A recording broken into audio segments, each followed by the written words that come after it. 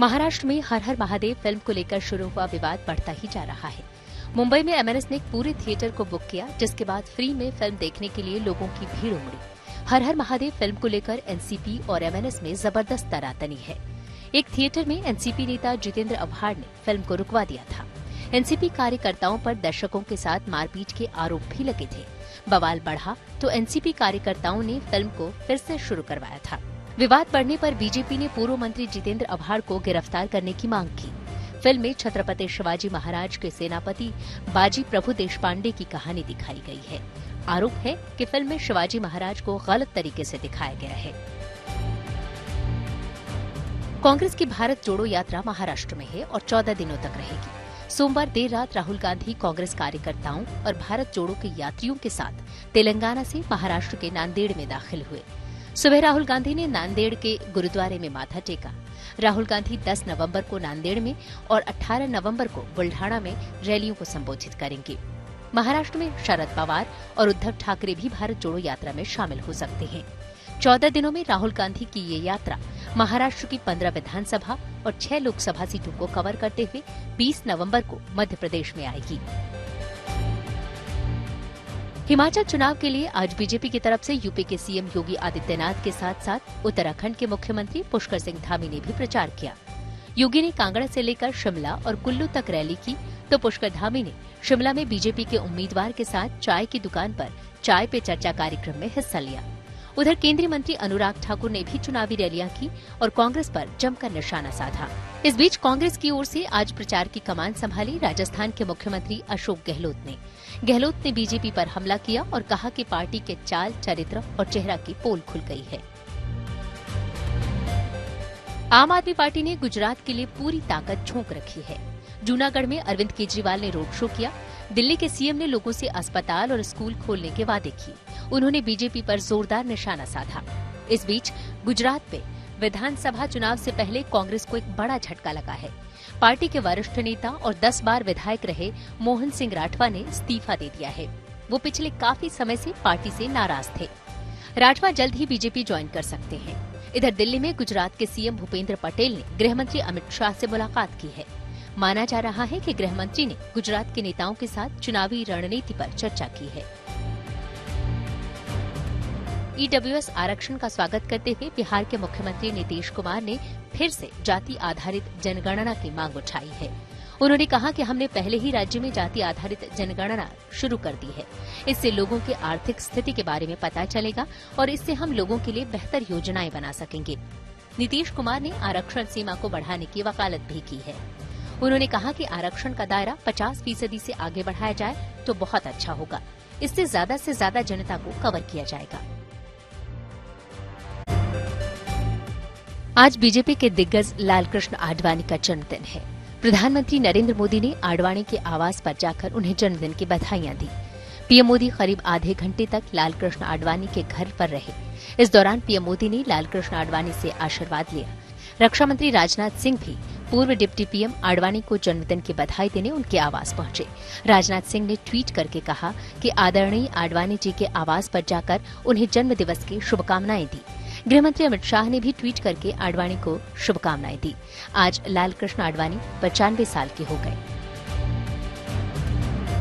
Jail में बंद महाठग सुकेश चंद्रशेखर की चौथी चिट्ठी सामने आई है, जिसमें उसने अरविंद केजरीवाल और सत्येंद्र जैन पर केस वापस लेने का दबाव बनाने का आरोप लगाया है। चिट्ठी में सुकेश चंद्रशेखर ने केजरीवाल को सत्यवादी हरिश्चंद्र बनने की चुनौती दी और लिखा कि मेरे सभी सवालों का जवाब दीजिए। इस बीच सुकेश के आरोपों को लेकर बीजेपी के कार्यकर्ताओं ने आम आदमी पार्टी के ऑफिस का घेराव किया। उधर महाठग के आरोपों को लेकर केजरीवाल ने बीजेपी पर पलटवार किया और कहा कि अगर मैं भ्रष्ट हूं तो गिरफ्तार क्यों नहीं करते। जोधपुर एयरबेस में पिछले 10 दिनों से चल रहे भारत और फ्रांस के वायुसेना के संयुक्त युद्धाभ्यास में दोनों देशों के एयर चीफ ने फाइटर जेट्स में करीब 1 घंटे तक उड़ान भरी। एक साथ 10 फाइटर जेट और एक ट्रांसपोर्टर एयरक्राफ्ट ने बेस से उड़ान भरी। ये फाइटर जेट हवा में प्रैक्टिस करते रहे, वहीं ट्रांसपोर्टर एयरक्राफ्ट ने हवा में विमानों में फ्यूल भरने की प्रैक्टिस की। ये दूसरा मौका है जब जोधपुर एयरबेस पर गरुड़ युद्धाभ्यास के दौरान दोनों देशों के चीफ ने एक दूसरे के फाइटर उड़ाए। इससे पहले साल 2014 में गरुड़ के 5वें संस्करण के दौरान भारतीय वायुसेना के तत्कालीन चीफ अरूप राहा और फ्रांसीसी चीफ ने उड़ान भरी थी। इंडिया और फ्रांस की एयरफोर्स के बीच गरुड़ 7 युद्धाभ्यास किया जा रहा है। आज ब्लैक एंड व्हाइट की शुरुआत में आपके लिए दो बड़ी खबरें हैं और वो दोनों खबरें ब्लैक और व्हाइट की तरह ही हैं। पहले देखिए व्हाइट में क्या है। पहली खबर G20 यानी ग्रुप 20 समिट को लेकर है, जिसकी अध्यक्षता 1 दिसंबर से भारत को मिलने वाली है और अगले साल यानी वर्ष 2023 में हमारे देश में दुनिया के 20 सबसे बड़े देशों के राष्ट्राध्यक्ष एक सम्मेलन में हिस्सा लेने के लिए इकट्ठा होंगे और यह खबर आज आपको गर्व से भर देगी। लेकिन दूसरी तरफ वो खबर है जिसमें कर्नाटक कांग्रेस के वर्किंग प्रेसिडेंट ने हिंदू संस्कृति का अपमान किया है और कहा है कि हिंदू शब्द गर्व का नहीं बल्कि शर्मिंदगी का विषय है। यानी एक तरफ वो खबर है जो अंतर्राष्ट्रीय मंच पर भारत की संस्कृति और भारत के विचार को मजबूत करती है, ऐसे लोगों को खुशी देती है जिन्हें अपने देश पर गर्व है, और दूसरी तरफ वो खबर है जिसमें हमारे देश की संस्कृति को लेकर सिर्फ अपमान और नफरत का भाव है। आज हम इन दोनों खबरों का आपके लिए एक ब्लैक एंड व्हाइट विश्लेषण करेंगे, लेकिन उससे पहले आपको उस लोगो की तस्वीर दिखाते हैं जिसका आज प्रधानमंत्री नरेंद्र मोदी ने अनावरण किया है।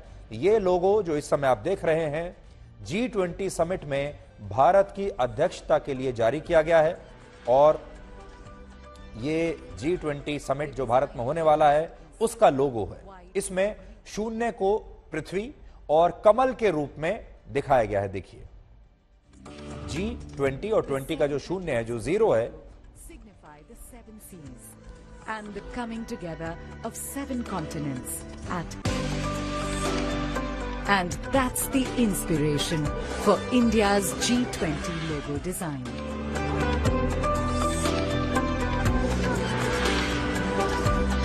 और इस लोगो का थीम है वसुधैव कुटुंबकम।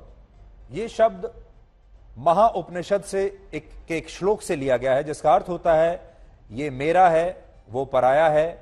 ऐसा छोटे हृदय वाले लोग सोचते हैं और बड़े हृदय वाले लोगों के लिए सारी पृथ्वी ही उनका परिवार है और यही भारत की सोच है।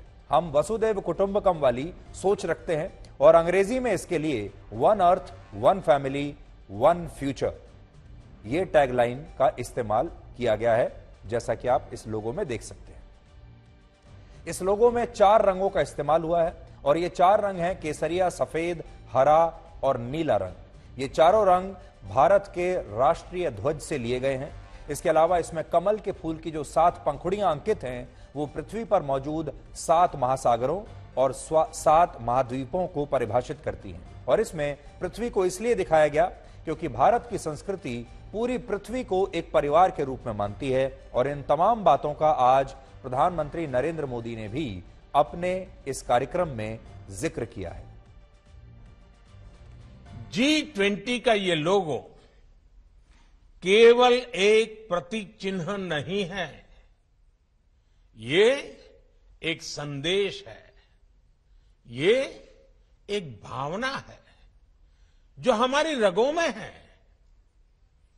ये एक संकल्प है जो हमारी सोच में शामिल रहा है।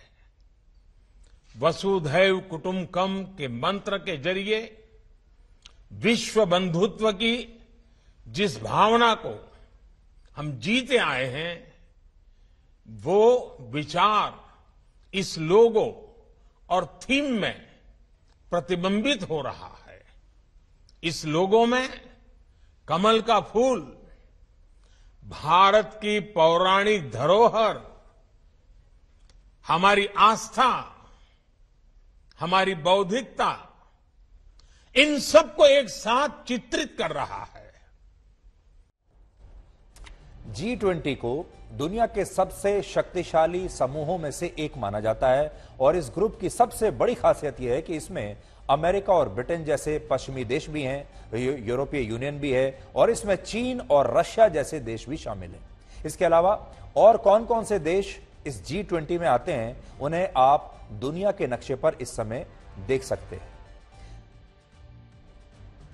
यानी पूरी दुनिया को ही उन्होंने कवर कर लिया है इस समय। और G20 की स्थापना वर्ष 1999 में हुई थी और उस समय इसका मकसद इसके सदस्य देशों में आर्थिक स्थिरता को बनाए रखना था।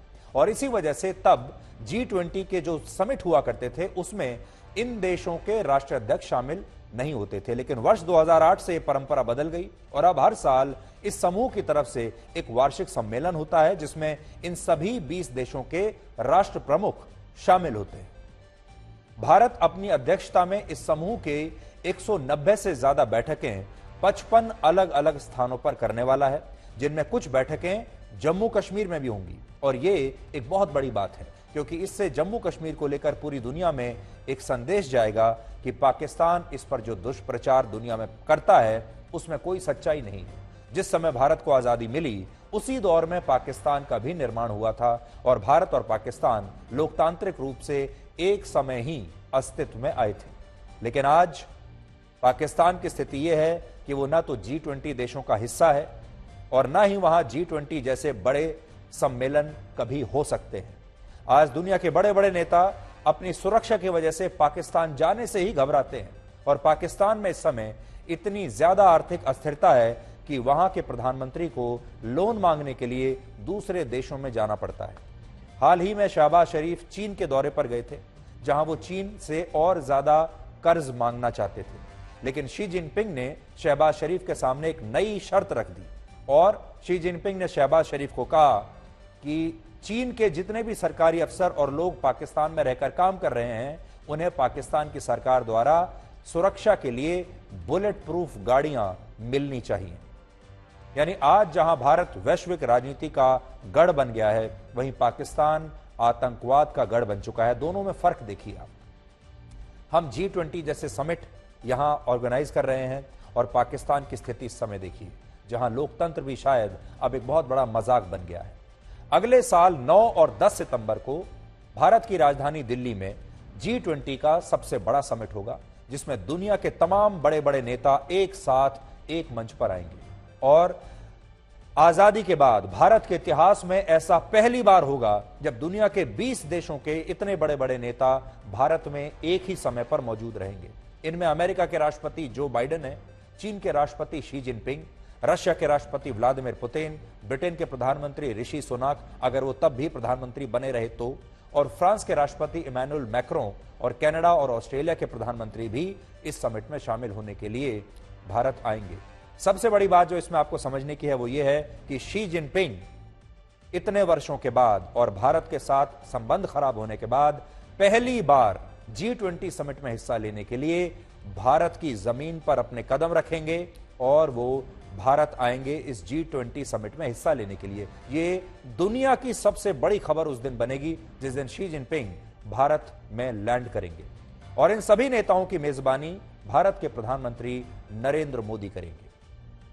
आजादी के 75 वर्षों के इतिहास में ऐसा पहली बार होगा जब अमेरिका, ब्रिटेन, चीन, रशिया, फ्रांस, ऑस्ट्रेलिया और कनाडा के राष्ट्राध्यक्ष सब के सब एक साथ एक ही समय पर भारत की जमीन पर मौजूद होंगे। G20 के 23 वर्षों के इतिहास में भारत को पहली बार इस समिट की मेजबानी मिली है और यह हमारे देश के लिए एक बहुत गर्व की बात है। कुछ आंकड़ों के जरिए आपको इस G20 की ताकत के बारे में बताते हैं। G20 दुनिया के उन 20 देशों का समूह है जिनकी पूरी दुनिया की जीडीपी में 80% की हिस्सेदारी है। दुनिया का 75% अंतर्राष्ट्रीय व्यापार सिर्फ इन्हीं देशों में होता है और दुनिया की 60% आबादी भी सिर्फ इन्हीं 20 देशों में रहती है।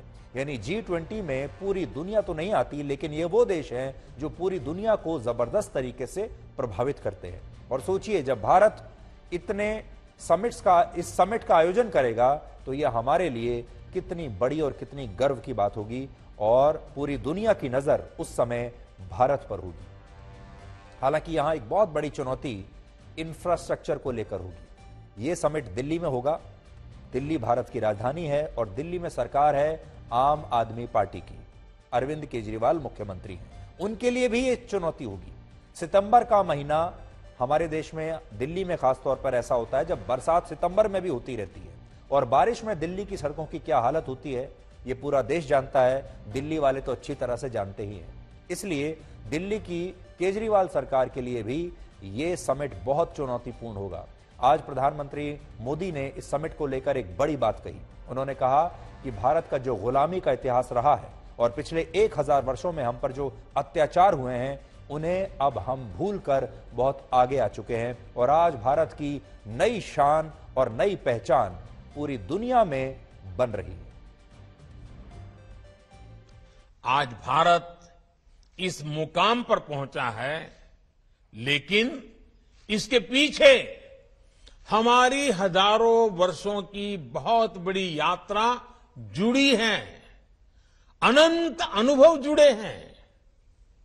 हमने हजारों वर्षों का उत्कर्ष और वैभव भी देखा है। हमने विश्व के सबसे अंधकारमय दौर भी देखे हैं। हमने सदियों की गुलामी और अंधकार को जीने के लिए मजबूर भरे दिन देखे हैं।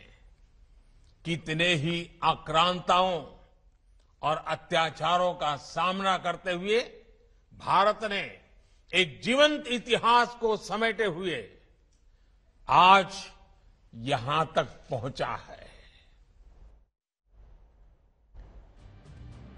प्रधानमंत्री मोदी के भाषण में 3 बड़ी बातें हैं जो आज आपको नोट करनी चाहिए।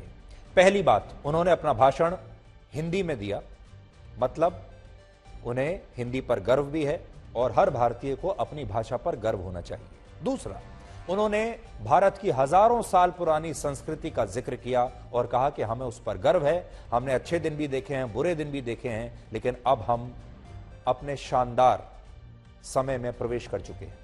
तीसरा, उन्होंने वसुधैव कुटुंबकम के सिद्धांत का जिक्र किया, जो सनातन धर्म यानी हिंदू धर्म का मूल विचार माना जाता है। लेकिन अब आप ये देखिए कि हमारे देश में ही कैसे कुछ विपक्षी नेता धर्मनिरपेक्ष दिखने के लिए भारत की इसी हिंदू संस्कृति को शर्मिंदगी का विषय बताने लगते हैं। हमारे देश में एक अजीब सी परंपरा चल पड़ी है, एक फैशन चल पड़ा है कि हमारे जो विपक्षी नेता हैं, बुद्धिजीवी हैं, वो अपने आप को धर्मनिरपेक्ष दिखाने के लिए सबसे पहले हिंदू देवी देवताओं का मजाक उड़ाते हैं, सबसे पहले हिंदू संस्कृति का अपमान करते हैं ताकि दुनिया उन्हें धर्मनिरपेक्ष कह सके। कर्नाटक कांग्रेस के कार्यकारी अध्यक्ष, जिनका नाम है सतीश जारकीहोली, उन्होंने कहा कि भारत में हिंदू संस्कृति को गर्व का विषय नहीं माना जाना चाहिए, क्योंकि यह शब्द फारसी भाषा से लिया गया है और इसका अर्थ ऐसा है जिसे सुनकर भारत के लोगों को खुद पर शर्म आने लगेगी। और यह बात उन्होंने खुलेआम पूरी जनता के सामने, सबके सामने एक समारोह में कही है। आज आपको सुनवाना चाहते हैं। हिंदू धर्म, वो धर्म, ये धर्म, हिंदू शब्द कहां से आ गया? ये हमारा है? पर्शियन का है। पर्शियन का है ईरान, इराक, कजाकिस्तान, उज्बेकिस्तान। फिर भारत का उधर का क्या संबंध है? फिर आपका कैसा होगा ये हिंदू? चर्चा होना चाहिए।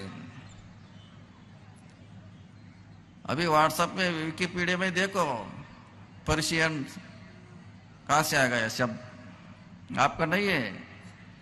फिर आपको इतने उसको ऊपर बिठा के क्यों आप जा रहे हैं? आपका नहीं है वो शब्द। फिर उसका मीनिंग आपको समझ में आ गया तो आपके अब शर्म आ जाएंगे। सोचिए कितना दुर्भाग्यपूर्ण है कि आज हिंदू संस्कृति और हिंदू धर्म का अपमान दूसरे धर्म के लोग नहीं कर रहे, किसी दूसरे देश के लोग नहीं कर रहे, पाकिस्तान के लोग नहीं कर रहे, बल्कि ये अपमान इसी धर्म के लोग कर रहे हैं, इसी देश के लोग कर रहे हैं, इसी संस्कृति के लोग कर रहे हैं, हमारे अपने लोग कर रहे हैं। धर्मनिरपेक्षता के विचार को इसलिए अपनाया गया था ताकि सभी धर्मों के बीच समानता के भाव को जीवित रखा जा सके। लेकिन समय के साथ साथ हमारे देश के खास वर्ग ने खुद को सेक्युलर यानी धर्मनिरपेक्ष साबित करने के लिए हिंदू संस्कृति का अपमान करना शुरू कर दिया, और इनमें से भी ज्यादातर लोग हिंदू ही हैं। और आज ये एक फैशन बन चुका है। आज जब तक कोई व्यक्ति हिंदू संस्कृति और भारत के इतिहास में शर्मिंदगी भरी बातें खोजकर लोगों के सामने नहीं लाता, तब तक उस व्यक्ति को इस देश में एक बहुत बड़ा बुद्धिजीवी, इतिहासकार या फिर नेता माना ही नहीं जाता। ऐसी इन लोगों के मन में गलतफहमी है। यानी आज भारत में खुद को धर्मनिरपेक्ष साबित करने का एक फॉर्मूला ये स्थापित हो चुका है, और वो फॉर्मूला ये है कि हिंदू धर्म और हिंदू संस्कृति की आलोचना करते रहो और अपने आप को धर्मनिरपेक्ष साबित करते रहो। जबकि दूसरे देशों में ऐसा नहीं है, दूसरी संस्कृतियों में, दूसरे धर्मों में भी ऐसा नहीं है। आप याद कीजिए, पिछले साल जो बाइडेन ने अमेरिका के राष्ट्रपति पद की शपथ बाइबल पर हाथ रखकर ली थी, और ब्रिटेन के प्रधानमंत्री ऋषि सुनक जब वहां सांसद चुने गए थे तब उन्होंने अपने पद की शपथ गीता पर हाथ रखकर ली थी। और इन नेताओं ने इस दौरान ये बिल्कुल नहीं सोचा कि उनका ऐसा करने से उनकी धर्मनिरपेक्षता पर सवाल खड़े हो जाएंगे, धर्मनिरपेक्षता खतरे में आ जाएगी, और किसी ने सवाल उठाया भी नहीं। ऋषि सुनक गीता पर हाथ रखकर शपथ लेते हैं। अमेरिका के राष्ट्रपति, वहां पर तो ये चलन है कि जो भी राष्ट्रपति आता है वो बाइबल पर हाथ रखकर ही शपथ लेता है, चाहे कोई भी राष्ट्रपति हो। लेकिन कभी किसी ने उन्हें सांप्रदायिक नहीं कहा। लेकिन हमारे देश में इसका उल्टा होता है। यह बहस सदियों से चली आ रही है कि हिंदू और हिंदुस्तान शब्द की उत्पत्ति कैसे हुई, और इसके पीछे कई बहुत सारी कहानियां बताई जाती हैं, जिनमें एक कहानी ईरान को लेकर है। ज्यादातर इतिहास की किताबों और लेखों में यही बताया जाता है कि जब 600 ईसा पूर्व में ईरान से आए पारसी धर्म के लोगों ने भारत पर आक्रमण किया, तब हिंदू शब्द का पहली बार प्रयोग हुआ था, और हिंदू से ही बाद में हिंदुस्तान शब्द आया, यानी ऐसा स्थान जहां हिंदू रहते हैं। इसके अलावा यह भी कहा जाता है क्योंकि फारसी भाषा बोलने वाले लोग सा का उच्चारण हा से करते थे, वो सा को हा कहते थे, इसलिए इस वजह से भी सिंधु शब्द हिंदू शब्द में बदल गया, और जो लोग सिंधु नदी के पूर्व में रहते थे उन्हें हिंदू कहकर संबोधित किया जाने लगा। ईरान दुनिया का पहला ऐसा देश है जहां पारसी धर्म की स्थापना हुई, और यह बात 3500 साल पुरानी है। लेकिन एक तथ्य यह भी है कि पारसी धर्म को एक पंथ के रूप में 650 ईसा पूर्व के आसपास आधिकारिक रूप से पहचान मिली थी, और फिर 600 ईसा पूर्व में ईरान से आए इस धर्म के लोगों ने भारत पर आक्रमण किया। यानी इस हिसाब से देखें तो हिंदू शब्द का इस्तेमाल पहली बार लगभग 2600 वर्ष पहले हुआ होगा। और यह भी बताया जाता है कि जब अलेक्जेंडर द ग्रेट ने 325 ईसा पूर्व में भारत पर आक्रमण किया, तब उसने सिंधु नदी को इंदु नदी कहकर पुकारा था, और इंदु शब्द बाद में हिंदू शब्द की तरह प्रयोग किया जाने लगा, जिससे हिंदुस्तान शब्द की भी आगे चलकर रचना हुई। इसके अलावा कुछ इतिहासकार ये भी मानते हैं कि हिंदू शब्द भारत की भौगोलिक परिस्थितियों से पैदा हुआ, और ऐसा कहा जाता है कि जो भूमि हिमालय और हिंद महासागर के बीच में पड़ती थी, वहां रहने वाले लोगों को हिंदू कहा जाता था। लेकिन इस सब के साथ कुछ और तथ्य भी हैं जिनके बारे में आज आपको बताना चाहते हैं। आज हमने रिसर्च से कुछ और बातें निकाली, जैसे ऋग्वेद में सप्त सैंधव या सप्त सिंधु प्रदेश का जिक्र किया गया है, जिसका मतलब होता है ऐसा प्रदेश जहां से 7 नदियां गुजरती हैं, या जो प्रदेश 7 नदियों के वैभव से बना है। कुछ लेखों में ऐसा भी बताया गया है कि ऋग्वेद में भारतवर्ष के लिए जो सप्त सैंधव शब्द का इस्तेमाल हुआ, वही शब्द बाद में अपभ्रंश होकर सप्त हिंदव या सप्त हिंदू बन गया। और क्योंकि ऋग्वेद की रचना 4000 वर्ष पहले हुई थी, इसलिए यह बात और भी महत्वपूर्ण हो जाती है। सनातन धर्म को दुनिया का सबसे पुराना धर्म माना जाता है, और हिंदू संस्कृति ने पूरी दुनिया को शांति और संगठित होने का विचार दिया, पूरी दुनिया को एक परिवार की तरह बताया। और यह बात हमारे देश की सबसे बड़ी अदालत सुप्रीम कोर्ट ने भी मानी है। वर्ष 1996 में सुप्रीम कोर्ट ने अपने एक फैसले में कहा था कि हिंदू सिर्फ एक धर्म नहीं, बल्कि ये एक वे ऑफ लाइफ है। हिंदुइज्म यानी जीवन जीने की एक शैली है जो बाकी धर्मों से इसे अलग बनाती है। लेकिन कांग्रेस के नेता इसी संस्कृति को शर्मिंदगी का विषय बता रहे हैं, और उनका कहना है कि इस शब्द का मतलब असल में बहुत गलत है। आज हमने कुछ और रिसर्च किया, और इस दौरान यह पता चला कि फारसी भाषा के अलग अलग शब्दकोश और काव्य संग्रहों में हिंदू शब्द के लिए नकारात्मक बातें प्रयोग की गई है। ये जो सज्जन कह रहे हैं, इनकी बातों में कुछ सच्चाई है, लेकिन सच्चाई को तोड़ मरोड़ कर पेश किया जा रहा है। इसका मतलब यह नहीं है कि हिंदू शब्द गंदा है या हिंदू संस्कृति में कोई कमी रह गई है। जैसे फारसी भाषा का एक शब्दकोश है जो वर्ष 1964 में लखनऊ में प्रकाशित हुआ। इसमें हिंदू शब्द का अर्थ रहजन बताया गया है। रहजन उस व्यक्ति को कहते हैं जो डाका डालता है, यानी जो एक डाकू की तरह होता है। अब बड़ी बात यह है कि किसी भी शब्दकोश में कोई शब्द कैसे आता है जब उस शब्द का किसी काव्य संग्रह या कथाओं में इस्तेमाल होता है, और यहां भी यह शब्द एक काव्य संग्रह से ही आया है जिसे लोग बेनजीर चमन के नाम से जानते हैं। और इस संग्रह में एक पंक्ति है जिसमें हिंदुओं को काफिर और डाकू कहा गया है, लेकिन इसका मतलब यह बिल्कुल नहीं है कि हिंदू और हिंदू संस्कृति का मतलब यही हो जाता है। उदाहरण के लिए, जब अंग्रेज भारत आए और जब भारत के लोग उनके गुलाम थे, तब अंग्रेज भारत के लोगों की तुलना डॉग्स से करते थे और बहुत सारे क्लब्स के बाहर यह लिखा होता था, dogs and Indians are not allowed. इसी तरह मुगल जब आए वो हिंदुओं को काफिर कहते थे और उनसे नफरत करते थे। लेकिन सोचिए, अगर मुगल हिंदुओं को पसंद नहीं करते थे तो क्या इसका मतलब यह है कि हिंदू और हिंदू संस्कृति ही खराब है? आज हमने इस विषय पर कुछ और इतिहासकारों से भी बात की और उनका क्या कहना था आपको भी सुनना चाहिए। एक फारसी लिपि की काव्य का संग्रह है जिसको कि चमन बेनजीर के नाम से लोग जानते हैं। किताब है जिसके अंदर शेर व शायरी है, जिसमें एक शेर आता है, चे हिंदू हिंदुवे काफिर चे काफिर काफिर रहजन चे रहजन रहजन ईमान, जिसका अर्थ है हिंदू क्या, हिंदू काफिर है, काफिर क्या है, काफिर रहजन है, रहजन क्या है, रहजन ईमान पर डाका डालने वाला व्यक्ति है या उसका समूह है। हिंदू शब्द की उत्पत्ति संस्कृत के शब्द सिंधु से हुई है और पहले यह भौगोलिक प्रदेश के रूप में जाना जाता था और बाद में हिंदू शब्द का प्रयोग एक धर्म के रूप में होने लगा। धार्मिक अर्थ में देखें तो हिंदू शब्द का सबसे पहला प्रयोग वेनसांग के अकाउंट में मिलता है, जो हमें बताता है कि कैसे जो पवित्र पुरुष थे, इस इलाके में रहने वाले ऋषि मुनि थे, लोग थे, वो कैसे अलग थे उसकी दुनिया से। धार्मिक अर्थ में ही हिंदू का फिर 11वीं शताब्दी में किताबुल हिंद में अल-बरूनी ने इसका इस्तेमाल किया है। दुख इस बात का होता है, अगर कोई दुश्मन देश या कोई दूसरे संस्कृति के लोग, दूसरे धर्म के लोग अगर ऐसा कह रहे होते तो बात समझ में भी आती, लेकिन हमारे ही अपने ही देश के लोग आज हमें बताते हैं कि क्यों हमें अपने देश पर गर्व नहीं होना चाहिए। हमारे अपने ही देश के लोग ये बताते हैं कि कैसे हमारे देश में कमियां ही कमियां हैं, हमारी संस्कृति में कमियां ही कमियां हैं, और इसी धर्म के लोग यानी हिंदू धर्म के लोग ही आज हिंदू धर्म में देवी देवताओं का अपमान करने में लगे हैं। और ये सब कुछ हो रहा है धर्म निरपेक्षता के नाम पर। एक अजीब सा चलन हमारे देश में चल पड़ा है जिसमें हमारे देश के लोग धर्म निरपेक्ष बनने के लिए हिंदू धर्म का अपमान करते हैं।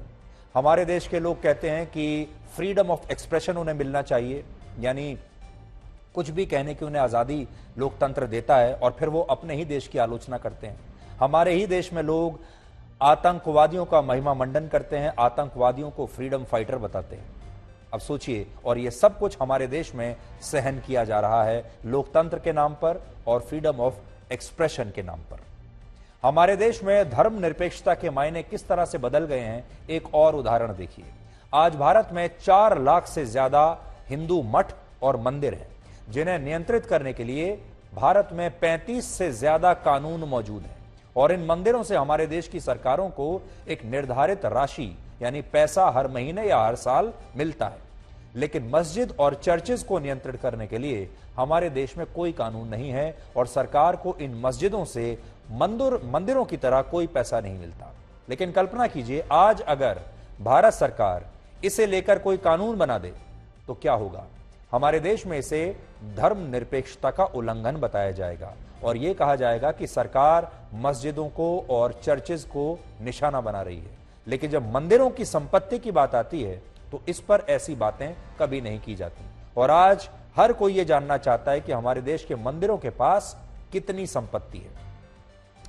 इसे लेकर हाल ही में कुछ नए आंकड़े आए हैं जिनमें यह बताया गया है कि आंध्र प्रदेश में स्थित तिरुपति बालाजी मंदिर के पास 2.5 लाख करोड़ रुपए की संपत्ति है, जिनमें से लगभग 16,000 करोड़ रुपए बैंकों में जमा है, जबकि मंदिर के पास 10 टन से ज्यादा सोने का भंडार है और इसके अतिरिक्त 2.5 टन सोने के आभूषण भी इस मंदिर के पास हैं। और अलग अलग शहरों में मंदिर के पास कुल मिलाकर 960 संपत्तियां हैं। तिरुपति मंदिर की स्थापना वर्ष 1933 में हुई थी और इस मंदिर ने 90 वर्ष में पहली बार अपनी संपत्ति की घोषणा की है। बड़ी बात यह है कि इस मंदिर की संपत्ति बड़ी बड़ी मल्टीनेशनल कंपनीज की नेटवर्थ से भी ज्यादा है। एक अनुमान के मुताबिक Wipro, Nestle, ONGC, Indian oil corporation और अल्ट्राटेक सीमेंट जैसी बड़ी बड़ी कंपनियों की नेटवर्थ भी इस मंदिर से कम है। और पिछले 3 वर्षों में तिरुपति मंदिर के खजाने में तेजी से वृद्धि हुई है। वर्ष 2019 में तिरुपति मंदिर का लगभग 7.5 टन सोना बैंकों में जमा था और इस साल 10 टन से ज्यादा यह सोना हो चुका है और इसमें लगभग 3 टन सोने की वृद्धि हुई है। इसी तरह वर्ष 2019 में अलग अलग बैंकों में तिरुपति मंदिर के लगभग 13,000 करोड़ रुपए जमा थे, जो अब बढ़कर 16,000 करोड़ रुपए हो गए हैं। पिछले 3 वर्षों में इस मंदिर की संपत्ति में 2900 करोड़ रुपए की वृद्धि हुई है। हालांकि बात सिर्फ इस मंदिर की नहीं, एक और अनुमान के मुताबिक हमारे देश में फिलहाल 4 लाख से ज्यादा मंदिर हैं, जिनमें बहुत सारे मंदिर ऐसे हैं जिनकी संपत्ति लाखों करोड़ रुपए में है। इनमें केरल का पद्मनाभ स्वामी मंदिर भी आता है, जिसके पास कुल मिलाकर 1,64,000 करोड़ की संपत्ति है और यहां भगवान विष्णु की एक बहुत बड़ी सोने की मूर्ति विराजमान है, जिसकी अकेले की कीमत 500 करोड़ रुपए से ज्यादा बताई जाती है। इसी तरह महाराष्ट्र के शिरडी में स्थित साईं बाबा मंदिर के बैंक खातों में 1,800 करोड़ रुपए जमा है और मंदिर के पास 380 किलो सोना, 4,500 किलो चांदी और बड़ी संख्या में विदेशी मुद्रा भी है। हर साल श्रद्धालु इस मंदिर में 350 करोड़ रुपए से भी ज्यादा का चढ़ावा देते हैं। जम्मू के कटरा में स्थित वैष्णो देवी मंदिर को भी हर साल दान और प्रसाद के रूप में 500 करोड़ रुपए मिलते हैं और मुंबई के सिद्धि विनायक मंदिर को दान में या चढ़ावे के रूप में हर वर्ष 125 करोड़ रुपए मिलते हैं। बड़ी बात यह है कि देश के मंदिरों के पास कितना पैसा है और उनके खजाने में कितना सोना है, उनके पास कितनी संपत्ति है, इस बात को लेकर अक्सर बहस होती रहती है। हमारे देश में बहुत से मंदिरों ने अपना पैसा घोषित किया हुआ है और जब घोषित किया है तभी तो हम आपको यह आंकड़ा बता रहे हैं। इन मंदिरों ने घोषित किया है कि उनके पास कितना पैसा है, कितनी संपत्ति है, वही हमने आपको बताई।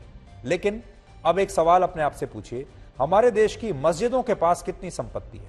इसकी जानकारी क्या किसी को है? आज तिरुपति मंदिर से आंध्र प्रदेश सरकार को सालाना 50 करोड़ रुपए मिलते हैं, लेकिन मस्जिदों से सरकार को 1 पैसा भी नहीं मिलता। अब आपको यह बताएंगे कि नवंबर के महीने में भी दिल्ली में सर्दी की बजाय गर्मी क्यों पड़ रही है। आज 8 नवंबर है और आज से कुछ वर्ष पहले तक नवंबर के पहले हफ्ते में जब मैं ऐसे ही आपसे मुलाकात करने के लिए, शो करने के लिए आता था, तो मैं अक्सर स्टूडियो का एयर कंडीशनर बंद करवा दिया करता था क्योंकि सर्दी लगती थी। लेकिन आज मुझे एसी की सख्त जरूरत महसूस हो रही है। इस समय यहां फुल स्पीड पर एसी चल रहा है स्टूडियो में। नवंबर के महीने में लोग आमतौर पर सर्दियों के कपड़े निकाल लेते हैं और शायद इस बार भी आपने ऐसा किया होगा, लेकिन इस बार नवंबर का महीना देश के लोगों के लिए मार्च जैसा गर्म दिख रहा है। दिल्ली में कल गर्मी ने एक नया रिकॉर्ड बना दिया और कल का दिन यानी सोमवार पिछले 14 वर्षों में नवंबर महीने का सबसे गर्म दिन रहा। दिल्ली में कल 33 डिग्री सेल्सियस तापमान दर्ज किया गया और यह बहुत गंभीर बात है क्योंकि इससे पहले ऐसा 14 वर्ष पहले हुआ था। 4 नवंबर 2008 को दिल्ली में 33.5 डिग्री सेल्सियस तापमान दर्ज किया गया था और 21 साल पहले 3 नवंबर 2001 को 36 डिग्री सेल्सियस तापमान दर्ज किया गया था। दिल्ली और एनसीआर के इस मौसम में जो बदलाव आ रहा है उसकी 2 बड़ी वजह है। पहली वजह है प्रदूषण और दूसरा है हवाओं की दिशा। दिल्ली और एनसीआर में इन दिनों प्रदूषण बहुत ज्यादा है और पिछले हफ्ते दिल्ली में एयर क्वालिटी इंडेक्स यानी हवा की गुणवत्ता का स्तर 450 के ऊपर चला गया था, जिससे खतरनाक, बेहद खतरनाक माना जाता है। प्रदूषण बढ़ने से गर्मी बढ़ती है। दूसरी बड़ी वजह है हवाओं की दिशा में बदलाव। दिल्ली और आसपास के इलाकों में आमतौर पर नवंबर के महीने में पछुआ हवाएं चलती हैं, जिन्हें अंग्रेजी में वेस्टर्ली विंड्स कहते हैं। इन हवाओं की वजह से नवंबर में मौसम सर्द रहता है, लेकिन इस बार दिल्ली में अभी ईस्टर्ली विंड्स चल रही हैं, यानी पूर्वइया हवाएं चल रही हैं, जिसकी वजह से मौसम गर्म बना हुआ है। हालांकि मौसम वैज्ञानिकों का कहना है कि अगले 2-3 दिनों में ही दिल्ली के मौसम में बदलाव हो सकता है, क्योंकि 10 नवंबर के बाद हवाओं की दिशाएं बदलेगी और पश्चिम से आने वाली हवाएं तापमान को नीचे ले जा सकती हैं। इसके साथ ही इस वक्त कश्मीर और हिमाचल प्रदेश में वेस्टर्न डिस्टर्बेंसेस यानी पश्चिमी जो डिस्टर्बेंसेस होती हैं वो भी बनी हुई हैं, जिसकी वजह से इन प्रदेशों में ऊपरी इलाकों में बर्फबारी हुई है। दिल्ली के कुछ इलाकों में अगले 2-3 दिनों में इसकी वजह से बारिश भी हो सकती है, जिससे तापमान कम होने के आसार हैं। खास बात यह है कि पिछले कुछ वर्षों में ग्लोबल वार्मिंग की वजह से मौसम में बहुत बदलाव हुआ है। मैदानी इलाकों के साथ साथ हिल स्टेशंस में भी अब पहले जैसी जो है सर्दियां नहीं पड़ती। बहुत सारे लोग आज भी ये सोचते हैं कि शहरों में जब गर्मी पड़ने लगती है तो वो हिल स्टेशन चले जाते हैं, ये सोचकर कि वहां मौसम अच्छा होगा, लेकिन अब हिल स्टेशंस पर भी गर्मी पड़ रही है। और अब आखिर में आपको बताते हैं देश की सबसे बड़ी सामाजिक क्रांति के बारे में, जिसका नाम आप जानते ही, अब तो आप सबको पता चल ही गया है। उसका नाम है मेरा Swabhimaan. Title sponsor Lux Cozi innerwear, चेहरे पे मुस्कान।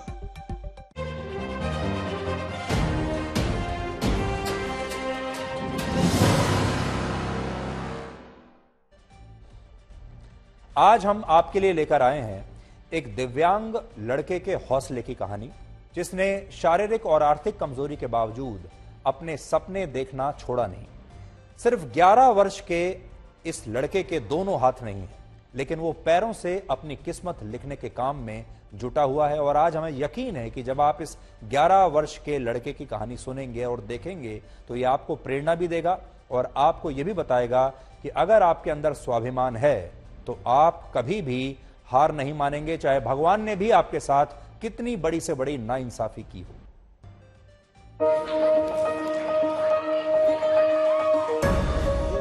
मंजिल उन्हीं को मिलती है जिनके सपनों में जान होती है। पंख से कुछ नहीं होता, हौसलों से उड़ान होती है। यूपी के बस्ती के रहने वाले 11 साल के आलोक में वो हौसला नजर आता है। जन्म से ही दोनों हाथ नहीं है, लेकिन आसपास के बच्चों को स्कूल जाता देख उसने भी स्कूल जाने की जिद ठान ली। साइकिल भी चलानी सीखी।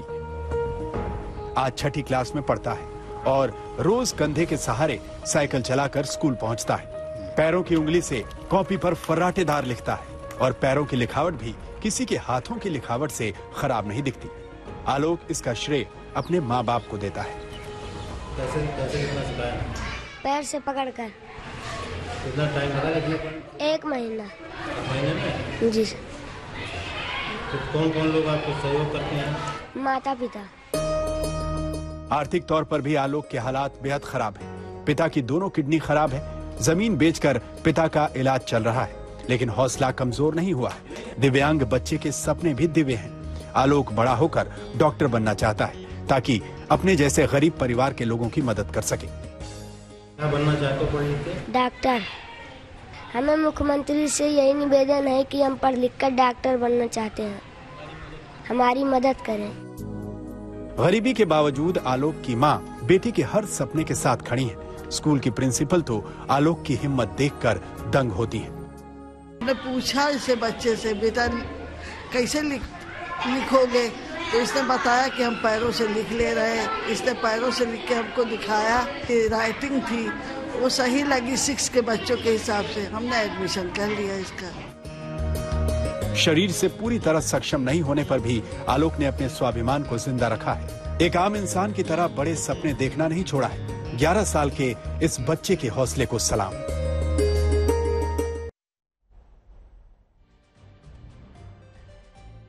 अगर आपके पास भी कोई कहानी है, कोई प्रेरणा है, कोई आइडिया है, तो आप इस नंबर पर हमें भेज सकते हैं 8657900895। आप अपना वीडियो बनाइए और इस नंबर पर भेज दीजिए। अब सर्दियों की कोई टेंशन नहीं। क्यों? लक्स स्पार्कर इसका स्पेशल फैब्रिक बनाता है इसे एकदम पतला और ज्यादा गर्म, तो चाहे इसे ऑफिस पहन के जाओ या स्कूल यूनिफॉर्म के नीचे, इसकी फिट रखे आपको सुपर कंफर्टेबल। लक्स स्पार्कर, गर्म भी पतला भी। बोलो जी, ये लोग कांप क्यों रहे हैं? उनको ठंड लग रही है, लेकिन हम क्यों नहीं कांप रहे? हमने लक्स स्कॉच वूल पहना है। बोलो जी, शाबाश। चाचू आपको पसीने क्यों आ रहे हैं? लक्स स्कॉच वूल दे सर्दी में भी गर्मी का एहसास। लक्स कोर्ट दे सर्दी में भी गर्मी का एहसास। चाचू हम आपकी कहानी पूरी दुनिया को सुनाएंगे और आपके स्वाभिमान के लिए आवाज उठाएंगे। आज तक पर। और अब आज का इतिहास। वर्ष 1895 में आज ही के दिन एक्सरे तकनीक की खोज हुई थी और मशहूर German physicist Wilhelm Conrad Röntgen ने इसका आविष्कार किया था। उन्होंने वैक्यूम ट्यूब पर प्रयोग करते समय एक खास तरह की किरण को देखा। किसी भी अज्ञात चीज को गणित में एक्स मान लिया जाता है और इसी आधार पर उन्होंने इन किरणों को एक्स रेज का नाम दिया। और इन एक्स रेज की खोज के लगभग 2 हफ्ते के बाद रॉन्टजेन ने एक फोटोग्राफिक प्लेट पर एक्सरे से बनी अपनी पत्नी के हाथ की एक तस्वीर देखी। यह तस्वीर एक्सरे से बनी मानव शरीर के किसी भी अंग की पहली तस्वीर थी और इसी खोज के लिए उन्हें वर्ष 1901 में फिजिक्स के क्षेत्र में पहला नोबेल पुरस्कार भी दिया गया था। एक्सरे के बारे में आपने अक्सर सुना होगा और आपने इस टेक्नोलॉजी का कभी ना कभी अस्पताल में इस्तेमाल जरूर किया होगा। वर्ष 1968 में आज ही के दिन 71 देशों ने Vienna convention on road traffic पर हस्ताक्षर किए थे। इस अंतर्राष्ट्रीय संधि के तहत इंटरनेशनल रोड ट्रैफिक के नियमों को आसान बना दिया गया था और इन नियमों का एक अंतर्राष्ट्रीय मानक तैयार किया गया था ताकि वाहन चालकों को दूसरे देशों में जाकर वाहन चलाने में भी आसानी हो। मशहूर उपन्यास और किरदार ड्रैकुला की रचना करने वाले लेखक ब्रैम स्टोकर का आज ही के दिन 1847 में जन्म हुआ था। ड्रैकुला नाम के इस काल्पनिक किरदार पर कई फिल्में बन चुकी हैं और खास बात यह है कि इसके प्रकाशन से पहले तक ब्रैम स्टोकर ने अपने उपन्यास का नाम दी अनडेड रखा था, लेकिन आखिरी समय में यह नाम बदलकर ड्रैकुला रख दिया गया और बाद में यह नाम और यह किरदार हमेशा के लिए सुपरहिट हो गया।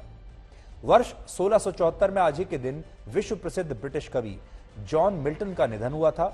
जॉन मिल्टन को खासतौर पर अंग्रेजी साहित्य में उनकी रचना पैराडाइज लॉस्ट के लिए याद किया जाता है और पैराडाइज लॉस्ट की रचना करने से पहले तक जॉन मिल्टन ग्लूकोमा की वजह से अपनी आंखों की रोशनी पूरी तरह खो चुके थे और माना जाता है कि यह कविता उन्होंने अपने सहयोगियों को सुनाई और इस तरह यह महान रचना किताब की शक्ल में दुनिया के सामने आई।